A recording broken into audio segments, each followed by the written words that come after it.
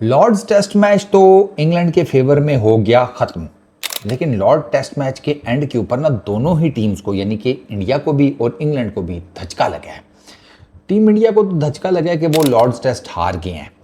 England को धचका ये लगा है कि बेन स्टोक्स के फेवरेट शुएब बशीर बैश वो अनफिट हो गए हैं और वो लास्ट 2 टेस्ट मैचेस से बाहर हो गए हैं। शुएब बशीर को लगी चोट, जडेजा ने मारा powerful bowler back drive, Shoaib Bashir ने उसको कैच करने की कोशिश की, वो उसकी उंगली पर लगी, वो फ्रैक्चर हो गई।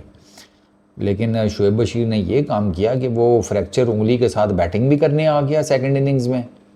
ठीक है, वो जिसे कहते हैं को मेरा ख्याल है 9-10 गेंदें भी खेल गया था उसी फ्रैक्चर्ड उंगली के साथ पेन में, और बड़ी ठीक ठाक किस्म की उसको लगी है।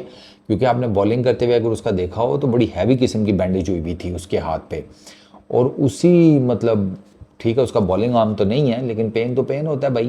पूरी बॉडी जब मोशन में आती है तो जब टूटी हुई उंगली मोशन में आएगी तो दर्द तो होगा ना।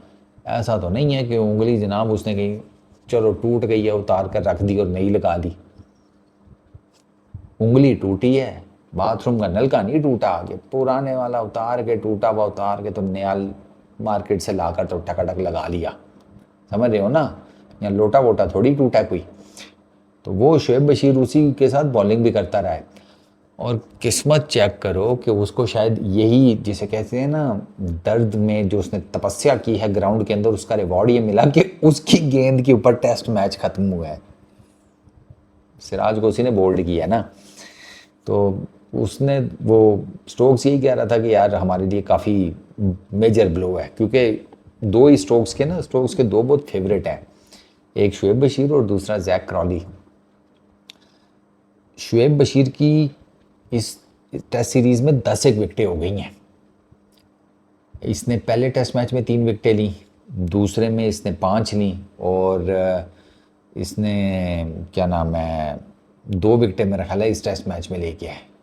इसी तरह ही है इसमें 2 5 3 और 2 5 6 8 2 हाँ कुछ इसी तरह ही है।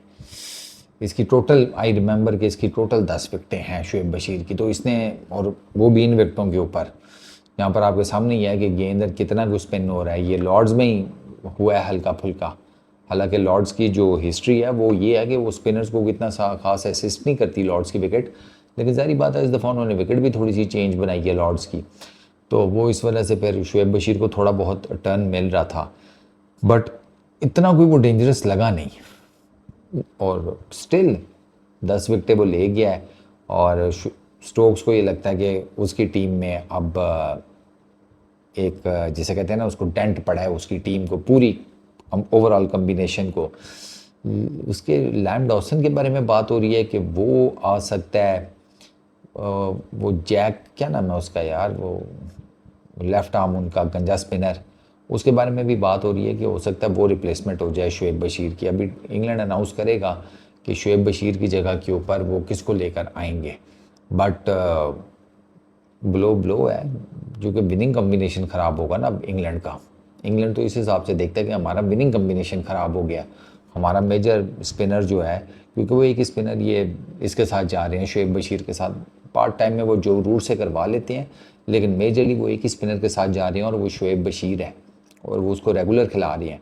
In fact I am telling you कि अगर शुएब बशीर अनफिट ना होता वो अगले 2 टेस्ट मैचेस भी खेलता, वो ये पूरी सीरीज़ खेलता, क्योंकि मैंने आपको बताया ना वो स्टोक्स के फेवरेट्स में से एक है। स्टोक्स को लगता है कि शुएब बशीर में काफ़ी ज़्यादा पोटेंशियल है, बट अब अनफॉर्चुनेट है कि शुएब बशीर अनफिट हो गए हैं, और आने वाले दिनों में शुएब बशीर की मेरा ख्याल है वी कॉर्ड के अंदर ही ना सर्जरी होगी फिंगर की, तो उसके बाद रीहैब शीहैब एंड ऑल दैट वो चीज़ें स्टार्ट होंगी। तो चलो अब इंग्लैंड को भी झटका लग गया, इंडिया को तो लग ही लगा, इंग्लैंड को भी लग गया।